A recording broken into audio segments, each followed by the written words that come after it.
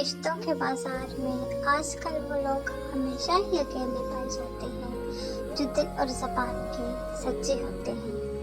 زندگی کے ہر موڑ پر صلح کرنا سیکھو، کیونکہ جھکتا وہی ہے جس میں جان ہوتی ہے، اکڑنا تو مردے کی پہچان ہوتی ہے۔ بدگمانی میں اتنی طاقت ہے کہ وہ ذہنی سکون برباد کرنے کے ساتھ ساتھ انسان کے خونی رشتوں کو بھی منٹوں میں ختم کر دیتی ہے۔ رشتہ داری میں مقابلہ نہیں ہوتا، اور جو مقابلہ کرے وہ اپنا نہیں ہوتا۔